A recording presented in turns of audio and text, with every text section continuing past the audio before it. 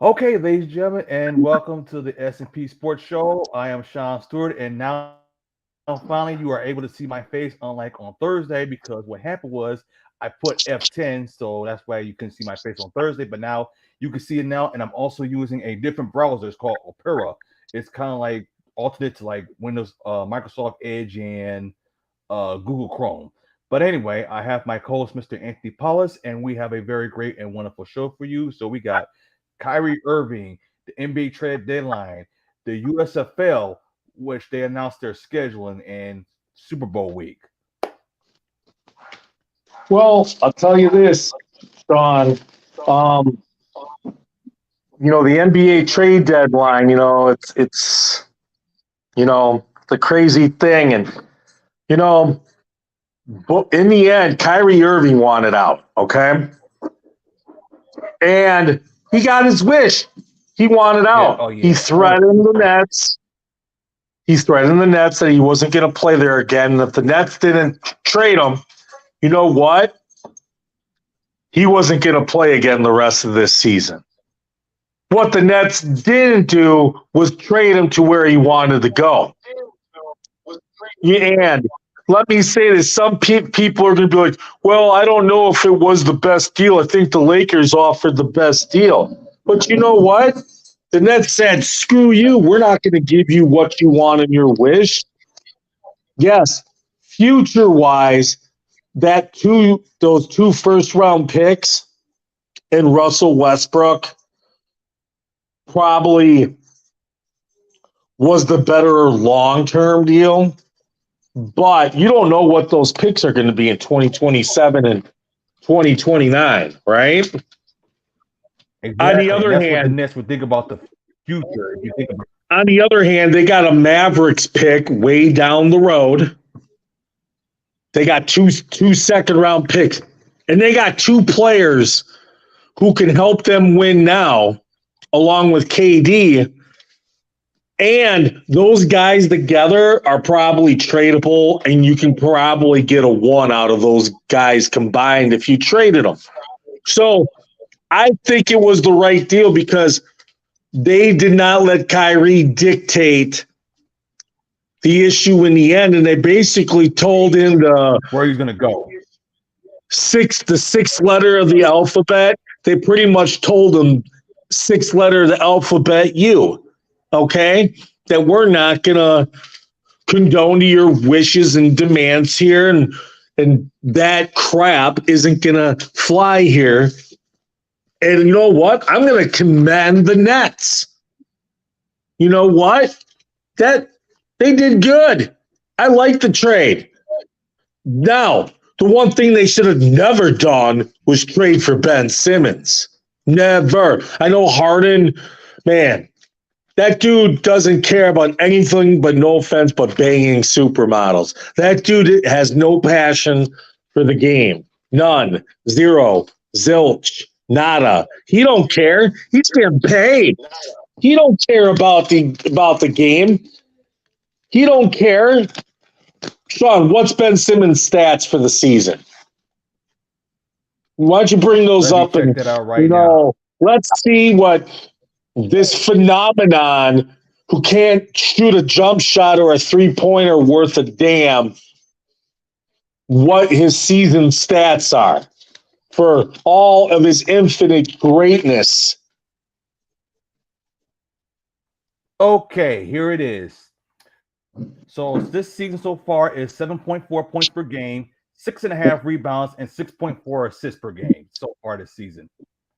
7.4 points for like what? $30 million a year? $25 million? That's god awful. I mean, dude, no offense, but what was the trade again? Who ended up giving up all the draft picks? The Nets? Did the Nets get the draft picks, or did they give them away? I can't even remember. It was a bad trade for both teams. The only question is who gave up the draft picks. I think the Sixers gave up the draft picks, if I remember right, but the 2 first rounders or whatever. What was the trade again, Sean? Can you remind everybody? Talk about the current trade, right? No. We know what the terms were for the Kyrie trade. I'm talking the Ben Simmons trade. We're just going over the history of the Nets here. Their most recent, All right, that's what we're going to. But you traded Kyrie. Now you traded James Harden before. Who got what in the deal?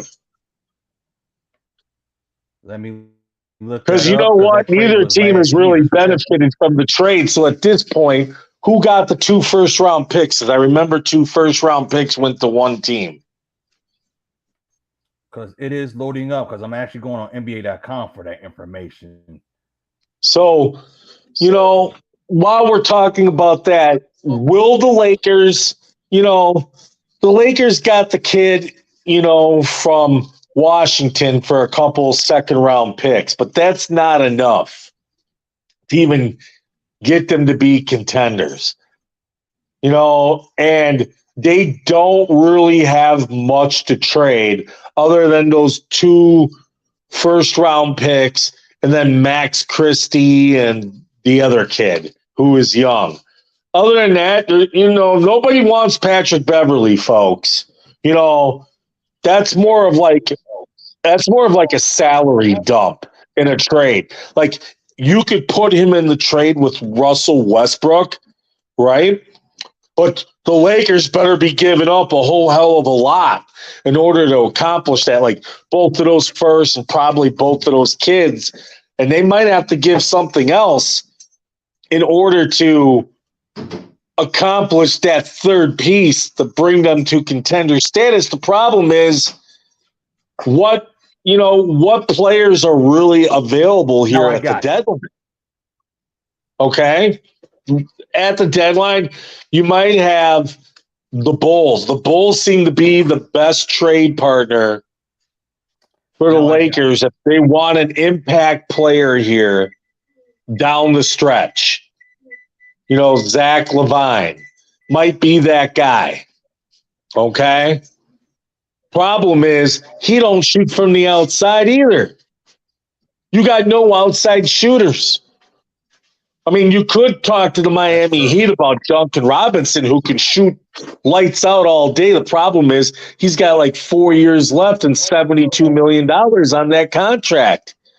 He's not even in the Heat rotation, which kind of shows you how deep Miami is. But with the Lakers, he might actually get playing time in LA. Okay?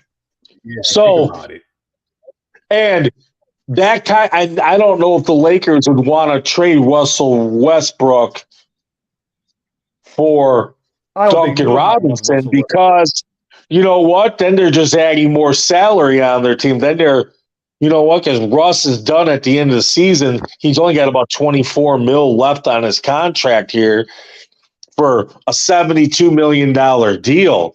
The Heat might be willing to give them a first-round pick and Duncan Robinson for Westbrook because they would shed the salary cap. The Lakers would get a first, be out of the Russell Westbrook phenomenon, and they'd get an outside shooter. Something that they desperately need. The information. Okay, so what was that trade? All right, so Brooklyn got Ben Simmons, Steph Curry, Andre Drummond, the 2022 first-round pick, which was unprotected, and the 2027 first-round pick, which is protected. That's Brooklyn. And the Sixers had James Harden and Paul Millsap in that trade. So basically, neither team really won unless unless the Nets somehow hit on those picks.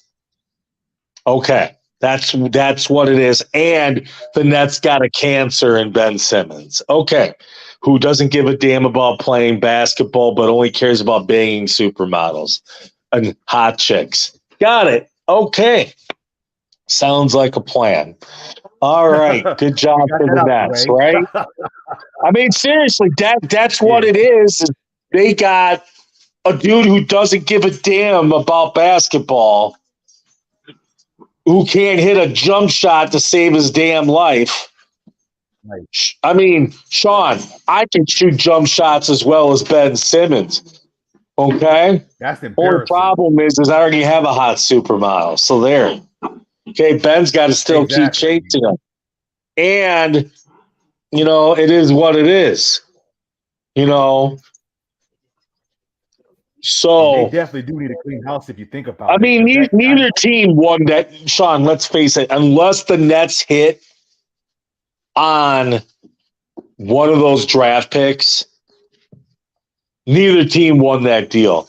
Actually, I think that trade in the end effectively hurt both teams. It was a trade that didn't help either team. It hurt both teams.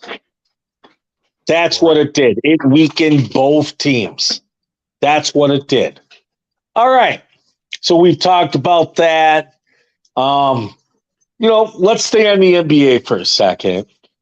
Shawn, are you gonna watch the All-Star game? I am not gonna watch the NBA All-Star game. I'm gonna be watching the slam dunk contest and the 3-point contest, all those other contests. You know what? I probably won't even watch it. You know what I'll do? I'll catch the highlights on ESPN. And I'm going to save myself. And I'm going to save myself 3 hours and watch Tulsa King or the mayor of Kingstown, both on Paramount, both now out with new seasons. Highly recommend them. Okay. So no, it's almost as bad as this weekend's NFL Pro Bowl flag football skills competition fiesta. I mean, I'm sorry, but I'm going to come up with a suggestion. Okay, are you ready? Here it is, Shawn. My suggestion is you move the East-West Shriners game or whatever game, and you play it that weekend, right? All those kids that are going to be draft eligible, you play it there that weekend and hype them up, and you work with the top East-West Shriners, Hula Bowl, whatever you want to call it, and you incorporate it into Pro Bowl weekend, and then you could do some celebrity flag football match too. Okay? I don't need to see all these actual players. Throw the celebrities out there. Let them play with some NFL alumni. Okay? Like MTV, Rock and Jock. Okay? Something like that. Do that. Bring back the NFL court. You know what? Here's the other thing. Have an East-West Shrine game, East versus West, Reese's Peanut Butter Cup. Dude, Bring it to Vegas. Okay? I know Alabama's kind of been its home, but you know what? Get with the times and incorporate in. What they need to do, though, is they should do the quarterback challenge. Like back in the day, put it out there. The quarterback challenge, that skills competition with all the quarterbacks. Yeah, I remember that back in the day. And NFL's strongest man and the world NFL's fastest man. That needs to come back. For real. It needs to come back for real.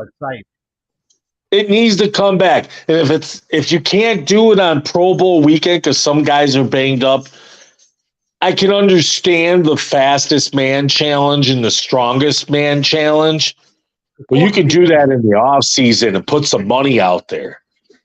But the quarterback challenge, that can definitely happen at the Pro Bowl weekend. Right. Whatever, along with the college, game, throw something HBCU in there too to try to give some of those players some shine, like an HBCU All-Star game. I don't know, something. HBCU. Something that's where these guys are going to play competitive football. Almost kind of like because it was a joke this weekend, just like the All-Star game is a joke. You know, the only All-Star game that's worth a damn is baseball. And you know why? Because they got something to play for. They got something to play for because the winner of the All-Star game gets home field advantage. Exactly. So half the players on those teams got something to play for. So what do you normally see in the later end of the innings? The teams that are competitive got their guys in there. You ain't gonna see scrubs, you know, guys on teams that suck in that game because they don't care. Because unless they get traded, they ain't gonna be in the playoffs. So baseball's got something competitive, and that's good. And you know what? And you know, it would be interesting if like the NHL adopted that model and you know, the winner of the All-Star game, you know, that conference got home ice advantage in the finals. Yeah, I bet you would see a hell of a lot more interest in that game and players stoking up. I bet you would see that. But, you know, it is what it is. Right. You know, speaking of baseball, we got the World Baseball Classic coming up here in a couple weeks, like a week or two. World Baseball Classic coming up. Yep, we got games in Asia, Miami, I think Arizona, and Japan.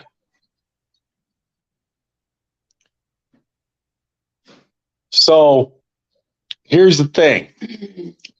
The only thing that sucks is that Italy this time has to go and play in Japan, which sucks. Oh, boy. Because I actually follow Italian baseball. So, unfortunately, their games are at 3 a.m. So, that's bad. I mean, they're probably not going to advance out of it. So, I'll figure out how to watch their games. They'll probably get smoked by Japan. But got to remember, Italy got out of their qualifying group 2 World Baseball Classics ago. They got past Canada and Mexico, I believe, and advanced along with the United States in their group. Shocking as it could be. And, you know, so World Baseball Classic coming up. We got some baseball free agents still out there. Yep. Yes, it Arbitration is. Still happening. You know, spring training's almost here. It's hard to believe. It's hard to believe. About that a couple hours ago. That's going real quick with that. So, Shawn, let's talk a little non-NFL football, but professional football. Let's talk USFL football. Yes. The schedule came out today. What do we got? So right now, the Panthers will be playing at Ford Field on April the 30th. And I was looking at the ticket prices. They said between $10, $20. That's what according That's to it? 10 and $20? That's it for ticket prices? That's what I'm looking at right. That's cheap. It says here it is. It says ticket details can be found at the USFL.com. It's not clear if the Sunday doubleheaders at Ford Field require the purchase of one ticket or two. Ticket prices are expected to be in the 10 to 20 range, with children younger than 15 and free with ticketed adult. Ford Field, not the USFL, will control concessions and parking prices.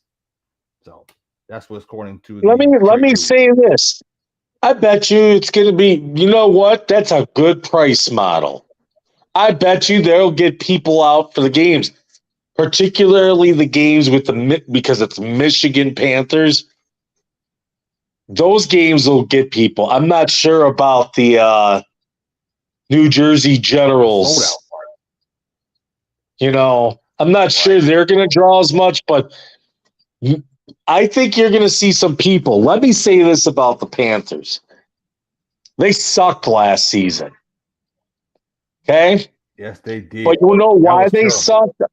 You know why they sucked? Jeff Fisher. Oh, my God, you read my mind. Yes, Jeff Fisher. Mr. 8-8, as I like to call him. Other than one lucky year with the music, hey, if it wasn't for the Music City Miracle, that dude wouldn't be jack crap. Frank Wycheck saved him. Okay? He had all that talent at Tennessee and almost blew it that year. McNair and Wycheck. Seriously, they needed, if it wasn't for the Music City Miracle, that dude would be just, I'm sorry, that dude just reeks mediocrity. He's lucky. Okay? Very lucky. He had one lucky year. Dude is mediocre. I'm sorry. Mike Nolan, I guarantee you, Mike Nolan, as head coach of the Panthers, they will do a much better job. Barring injuries, that team will play much better. Michigan fans or Michigan Panther fans or whatever you want to call them should be thankful that Jeff Fisher is not the head coach. Right. Should be thankful. Down. Thank goodness. Should be thankful. Now, I don't know where they're going to practice at. My guess is Eastern Michigan or Grand Valley State. That's what I heard. That would be my guess, or what's that? Probably Grand Valley State is probably my guess. But, we'll see. Because it's not far from Ford Field, and in downtown Detroit. So my guess is Grand Valley State. I wouldn't be shocked if them dudes would live in the dorms for the summer. Well, they kind of can't because school's going on. But anyways, close enough. So let me say this. Is there a schedule by teams and stuff, or how long is the regular season? April 30th to what? So it starts on April 15th through June. Let me look it up. It's June something because they extended it. So the season starts April 15th, but they don't play the first game in Detroit till April 30th? April 30th. So basically they got 2 road games to start the season, and then they play in Detroit. So right now it's April 15th through June of 2023. So they haven't said the actual date for June. Okay, but they don't. But the first game at Ford Field is April 30th. Yes, that'll be April 30th. So essentially 2 road games to start the season. Basically. April 15th, April 16th, something like that. April 23rd. 2 road games, and then probably a little bit of probably a couple home games in a row, I'm going to assume. My guess is the reason why they're doing it that way is for facilities costs. Okay?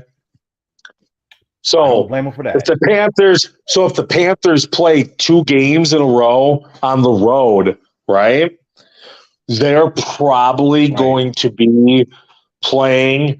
So each team has each city has 2 teams they're hosting, right? My guess is this.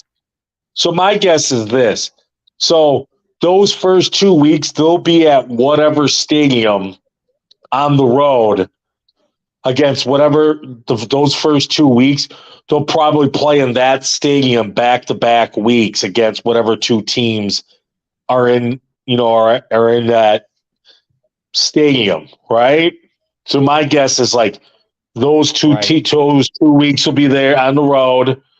Then two teams are going to come to Ford Field for the next 2 weeks, and Michigan will play 2 games in a row at home, right? So I'm guessing back-to-back home dates, like April 30th and like May 7th. April 30th. You nailed it. April 30th May 7th. at 4 p.m. So the home game will be.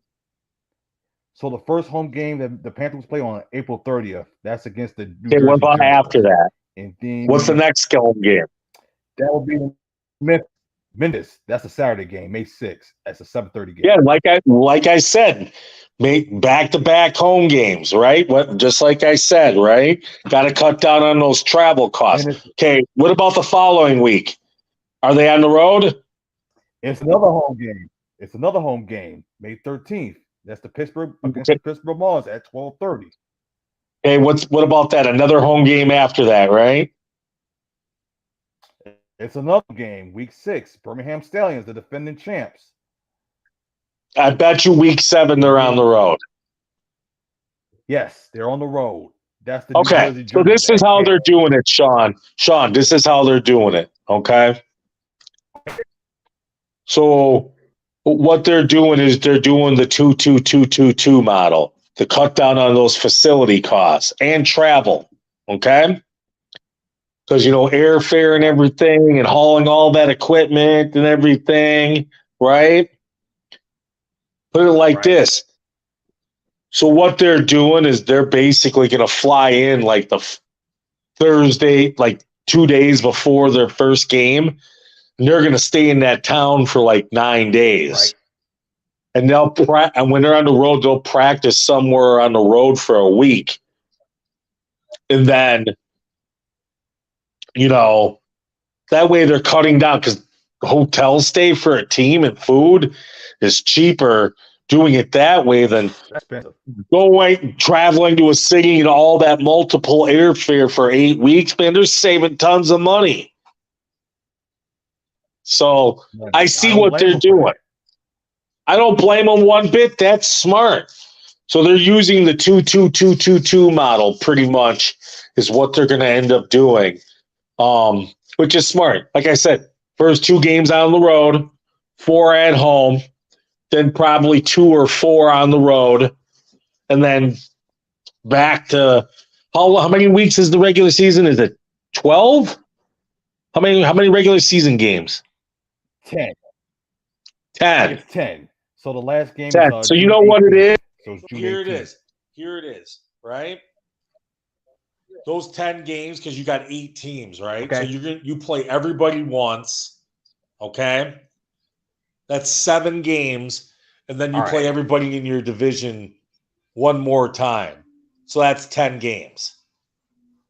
Okay? All right. That's what it is. You play everybody in your division one time. Okay? So you'll play the other division. 2 of those games will be on the road. 2 of them will be at home. And then the games that are in your division will be home and away. That's how you get 5 and 5.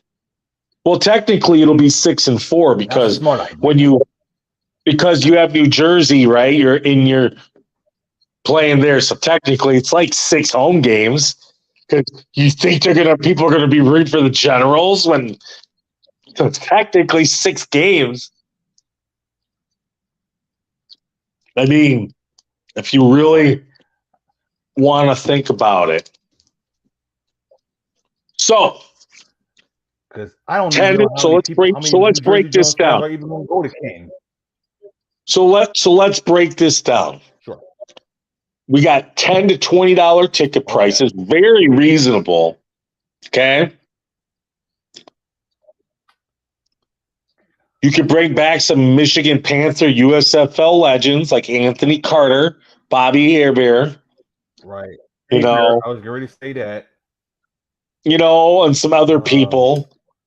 So you've got that. Anthony Carter, I think Anthony Carter will be a big part of it because Michigan alum, Michigan great. Exactly. Michigan Panther. And I think he won the MVP that year, if I'm not mistaken. was either he might have, but they won the championship in '83. Let me check that out. Right. So here's the thing: essentially 6 home games, but technically 5. $10 to $20 parking. You could probably work it out with the Tigers' schedule and do a double bubble. Might be able to catch 2 games. Same day, baseball and football. How cool is that? You know, and I won't be shocked if they do something for the NFL draft day at Ford Field on the weekend before and to hype up the USFL. Because the draft will be going on like the 24th, 25th, 26th, 27th. So I can see some big event going on at Ford Field to hype up the draft and the first USFL games going on also. So I really like it. And I Shawn, I think you're going to have to get out there and cover some games, I think. So in person. Especially with the $10 to $20 price range. I was thinking more along the lines of getting a media pass. But anyways, but I'm not joking. Another topic for another day. Behind the closed doors. But exactly, we're not going to say it in public like that. Exactly. So let's talk a little bit of college basketball. So last week, I was pretty down on Michigan basketball. I'm still kind of suspect because the Big Ten is trash. Okay. But Michigan, I didn't think they were going to go on the road and beat Northwestern, especially the way that they did. Okay. Because Northwestern isn't that bad for Big Ten, but they went in there and played their best defensive game of the season. I'm not going to say best offensive game. They played their best defensive game of the season and beat Northwestern by 17 on the road. And that was their first game. And then Sunday beat Ohio State at home by 8. It should have been 10, but Buffkin ended up traveling with like 12 seconds left celebrating and cost them 2 points. Now, let me say this, and this is something some people don't know or don't realize, okay? But double-digit wins matter in terms of NCAA rankings on games. When you win a game by more than 10 or more points, it gives you a little bit extra boost in the CNET rankings, which they use. Okay? So what should have been a 10-point win, which would have been very helpful for Michigan, became a little bit of a lesser rated win because you only won by 8. So it mattered a little bit. I'm not saying it mattered a whole heck of a lot, but in the index, it matters because it wasn't a double-digit win. When you get a double-digit win, it can be 10 or 50. It doesn't matter. When you get a double-digit win, it boosts your index. So winning by 50 or winning by 10, they score it the same. But when you only win by 8, it goes down a little bit, or win by 6 or 4. Okay? Just like if Michigan lost by 10, it matters more than losing by 8. It doesn't hurt as much when you lose by 8 or 9. But when you lose by double digits, that's where it matters.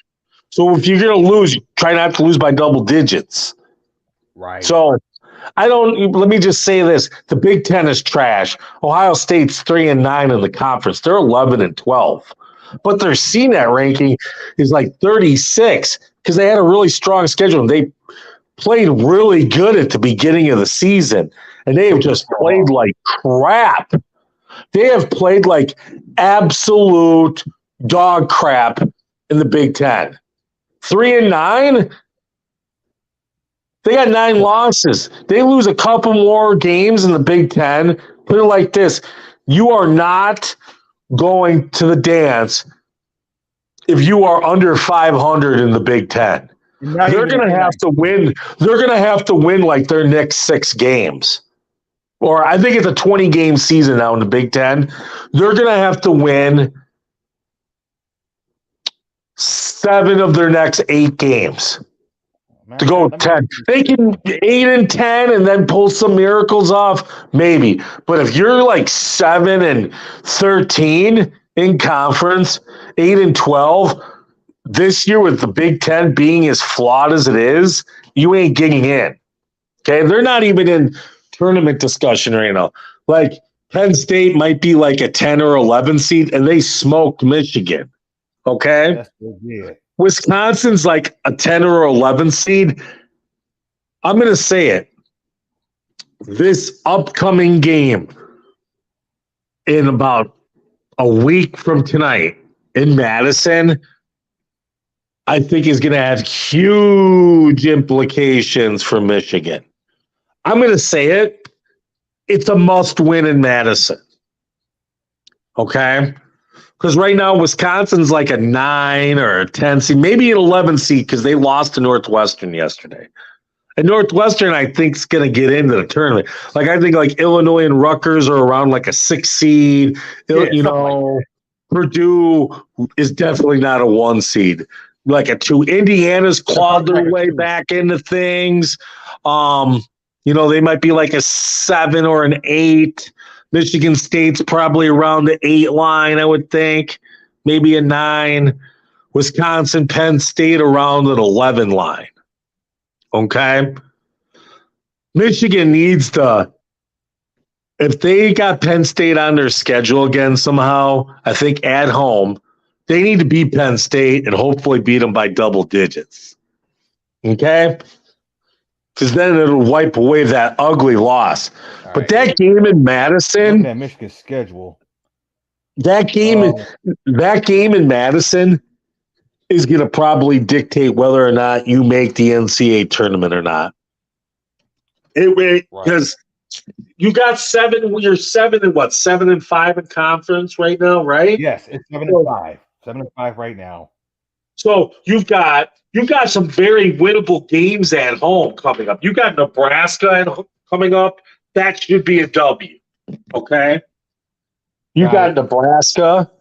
What's the schedule? Why don't you go ahead and tell me the schedule here? Okay. Very winnable games coming up. So you got Nebraska tomorrow. Then you got Indiana on the 11th. That's 6 o'clock. Then you got to go at Wisconsin on the 14th. Okay, so put it like this. Nebraska should be a dub. Okay? Right. The next one is Saturday. Is on the 11th. That's a 6 o'clock. So you got Indiana at home. If you can beat Indiana and then go on the road and beat Wisconsin, man, you all of a sudden you're 10-5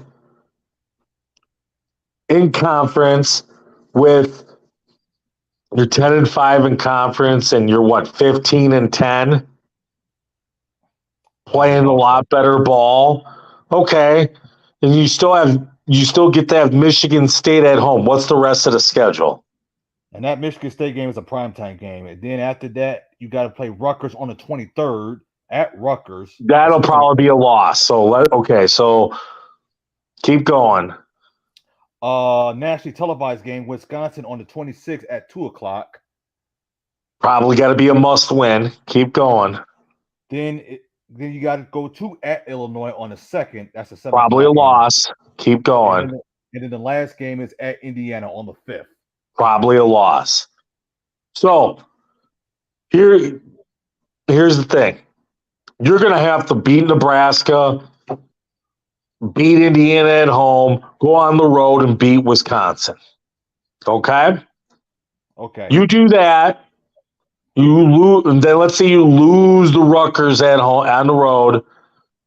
That game against Michigan State at home That's is big. for all the marbles, pretty much. That's big. Okay? If you win that game and Nebraska, Wisconsin, Indiana, okay, that's 11 wins in conference. You got a winning season in conference. Okay? That Central Michigan loss is haunting you. Okay? Right. If you took that off the slate and they would have won that game, I would probably say Michigan would probably be in. But, you know, that's not the case. So, I mean,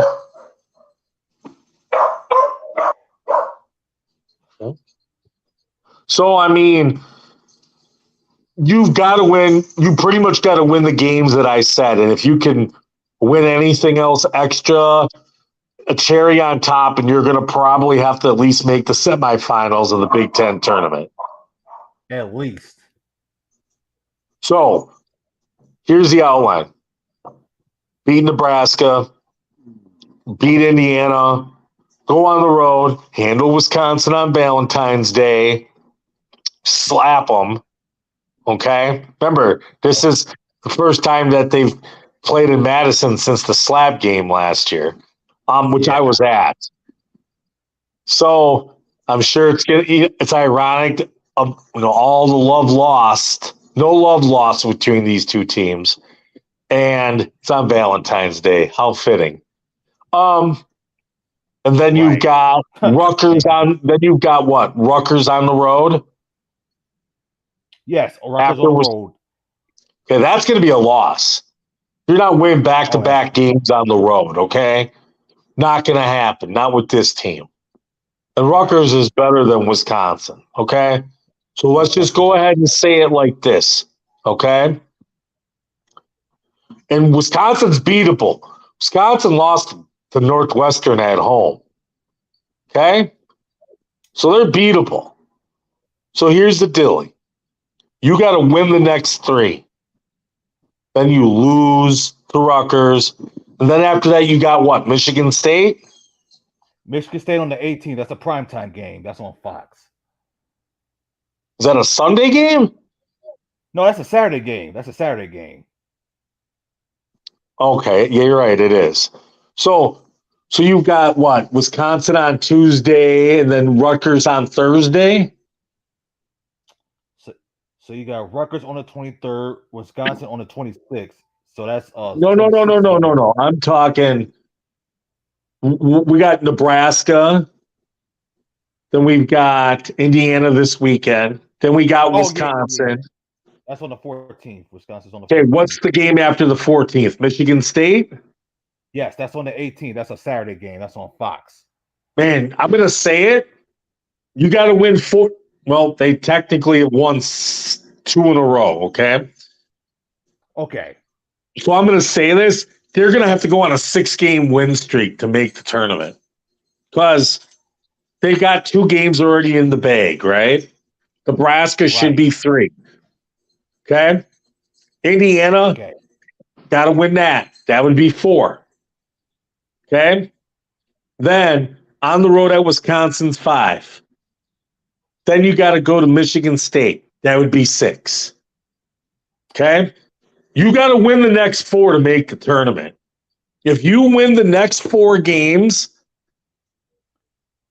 you're 11-5 in the conference. And what's after the Michigan? What's after that Rutgers game after Michigan State? Wisconsin on the 26th. Okay, you win that game. Then what? Then after that is at Illinois. That's a loss. Then what? At Indiana. That's a loss. Okay, there you go. You're going to have to win the next 4. If you don't win the next 4, you're in the NIT unless you go on a magical run in the Big Ten tournament. Exactly. Simple as that, folks. That is where Michigan basketball is at. No, nothing else to say. It's Pretty simple. It's you got to win the next 4, and then hope some teams falter a little bit, and then Right. Don't choke in the Big Ten tournament. If you don't, then you're good. Then you know what? I might say you might get in, as one of the last 8 teams in the tournament. Or you might make the play-in game as an 11 seed.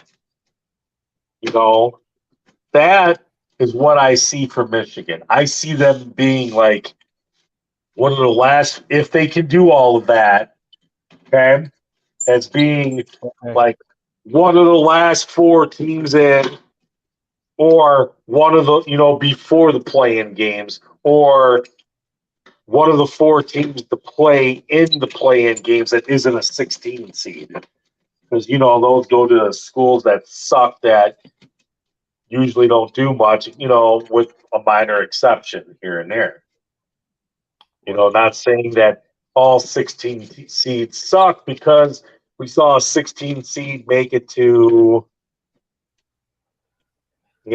beat Virginia, right? The defending national champions. So, as a matter of fact, while he was talking, I was looking at a couple of teams that was on the bubble that I'm looking at for tonight. Like, for example, one is Arkansas and Kentucky is 1-6 against quad 1 opponents, which I did not even know about that. Dude, let me just say this about Kentucky, okay? Sure. Trash. Overrated. Trash. I am sorry, but you know my feelings on John Calipari. The man can recruit. He is a recruiting master. But when it comes to developing players, he's not the best. Nothing. Dude, he had Karl Anthony Towns, okay, and a bunch of 5 stars. And they couldn't even beat Wisconsin with Sam Decker and the white dude, the tall center who got drafted in the first round. Okay, I can't think of his name. But anyways, Frank Kaminsky, that's his name. Frank Kaminsky, okay? That's his name. Frank Kaminsky, okay, and a bunch of bums. And Karl Anthony Towns was going, dude, he went up for 30-something. But, dude, the Badgers then shut him down the last 2 minutes and dared anybody else to hit a shot, and they couldn't. The man cannot coach. I'm sorry. But if you took 2 teams that were completely even,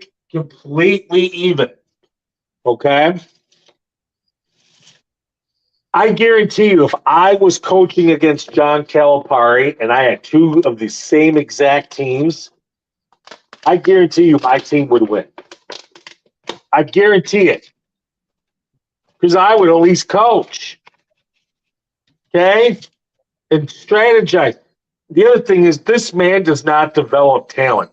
It's like whatever the talent that kid has, he goes to the NBA, that's what he is.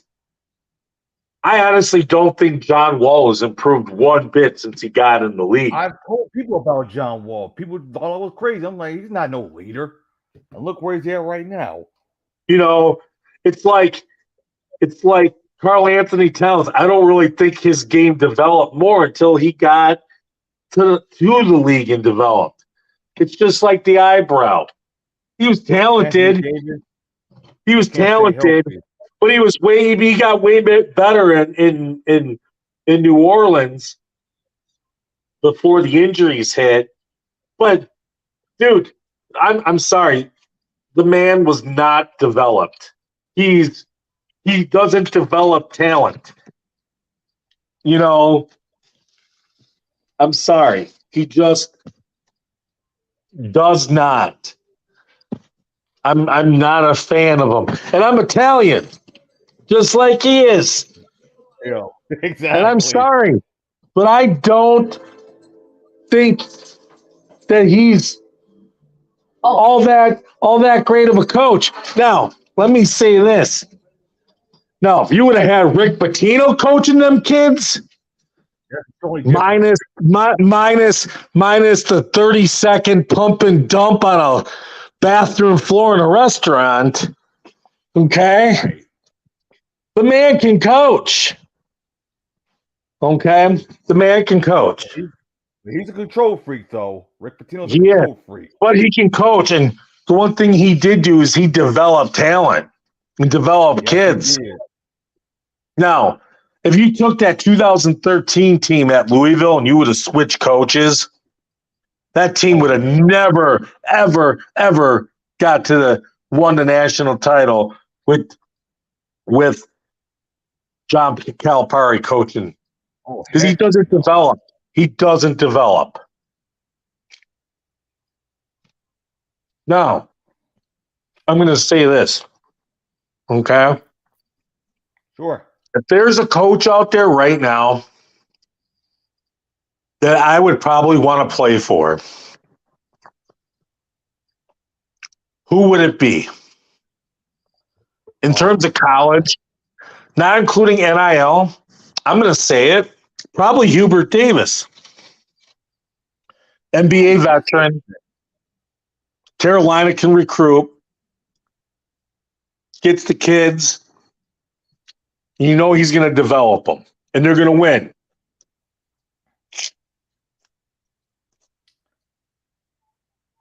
And that's going to take them time. That's going to take them time anyway, North Carolina. I mean, the question is what school is developing players for the league that's going to make me a better player? Right. That's where I want to go. Who's going to develop me the best? If I know I'm surefire talent for the league, who's going to actually develop my game? I mean, Coach K ain't there. Roy Williams ain't there. Right. Same thing with Coach K. Not there no more.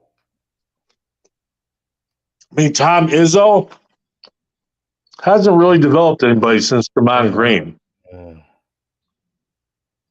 Now, if John Beilein was still coaching, I honestly would say him. He took 3 stars and got him into the league. Dude, he took a Division III kid and got him in the league, for God's sake.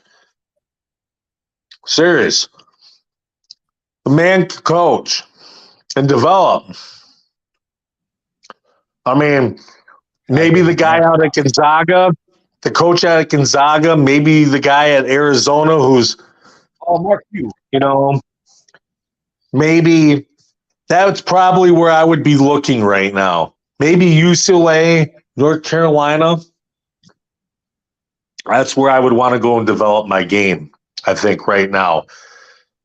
Kansas, I don't know how well they develop. I just don't know. They usually be a hit or miss with their players when it comes to the NBA. But if I'm an NBA caliber kind of player coming out of high school and I want to develop my game, the last place I'm going to is Kentucky. Simple. I just throw a bunch of 5 stars, let them play. Hey, you can play, but you're not going to develop. Right. And when these 3 stars and 4 stars develop better than you, because they were coached and developed, oh well, hit the transfer portal.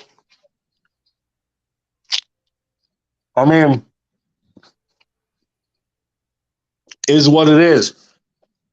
You know, the other thing is, did you see what Coach Jim Boeheim had to say the other day? No, I did not. Talking about NIL. He says it's just gotten absolutely ridiculous. And he's like, I don't know how much more I can do. He said that's why Coach K and everybody else got out. So that kind of leads me to believe, like, how much is that affecting Michigan in terms of basketball? Because I think their last recruiting class was like 43rd. Yikes. I mean, Jawan started with like a top 10 class. Nobody's really developed out of that class. If you think And about it, it now, makes sense. 43rd. I mean, all the money's going towards football and hockey. That's a red flag. Right. I mean, I'm going to say it, but Michigan needs to hit in the next class. Because when Hunter Dickinson goes, I'm sorry, but Taurus Reed ain't the answer inside. I'm sorry. Capable bench dude, he ain't a starter. You need a starting caliber 5. You better go find it. You better go find that starting caliber 5, or you're going to be in trouble next year if Hunter's not there. The other thing I'm going to say is Hunter might be back next year. I was going to get ready to ask you that question. He might be back. Right. Because he gets that COVID year if he wants it. Right. And I haven't seen him in any projections in the top 60 for the draft. Same here. And you know what the funny thing was? He was actually supposed to go to Maryland, but some odd reason Maryland didn't want him. So he chose Michigan. And that's why when he plays in Maryland, he always plays with a little bit more anger in that, which I'm kind of shocked how they lost that game at Maryland. Yeah. That and the Central Michigan game are like the 2 games this year. It's like, the Central how did Michigan that happen? Pissed me off. I mean, Central Michigan, the big one, but you blew out Maryland by 35 at home. And you played them on the road like trash. Lost by there was just everything that could go wrong in that game did. So it is what it is. Then I heard something about Imani Bates. Nobody never heard of Eastern Michigan anyway, because well, he was a number 1 rated high school player in the country, or number 2. I think he was number 1. I want to say he's number 1. So right now, Eastern Michigan's up by 4 against Buffalo at halftime. Nobody's not even watching it unless you're an Eastern Michigan fan. I mean, I don't think the question is the talent with him. I think the question is the character. Right. I mean, that's where it is with him. Because he's a very talented basketball player, no question about that. But it's just like, can he stay out of trouble? I think he needs 1 more year at Eastern, and then he'll probably be a first-round pick, and then, I think he needs a little more maturity. Right, because right now he's not ready in terms of maturity, like you were saying. Yeah. I'll go get Autumn. All right. Super Draft Pro. We have any No, we do not. Picks? We will not do one tonight. We'll do one on Thursday for the NFL and NBA. And we didn't even talk Super Bowl, but we'll do that on Thursday. That's how much this show was tonight. Exactly. It kind of felt good. It kind of felt good, didn't it? Yes, it did. Because it's around that time. Because actually, matter of fact, it is about that time where college basketball is starting to pop up. If you think about it, since we've been talking about that. So Thursday's show, Super Bowl talk and more. Exactly. And I should see if I can get a press pass to go to the Panthers game. I should do that. You should. I should. You should. And besides, the chickens are not expensive anyway, so. Ain't that hey, what the eggs are. Don't forget that. All right. I won't forget about that. I should find an email about that anyway. So we will see you guys this Thursday. And by the way, tomorrow it is Die Hard Fan with Cornelius Cole. Tomorrow at 8 and 9 p.m. Eastern Time on Sports for America. And you can also listen to the audio version on Stitcher, Google Podcasts, Spotify, iHeartRadio, Tune in and Apple Podcasts. So Bruce Willis, Die Hard. Yeah, last time I heard him, he had was it Parkinson's disease he had? Something. I don't know what he got. He got something. Yeah, and I know he's not doing movies anymore because he retired because of that. But hopefully, Damn shame. It is, especially what was that show he was on? Moonlight. Can't believe I remember that show. So yeah, we were mid-80s. Exactly. I can't believe I still remember that show. Oh, we will see you guys this Thursday at the same time, 7 to 8 p.m. Eastern time. So you guys have a nice and wonderful evening and enjoy the college basketball games. Peace.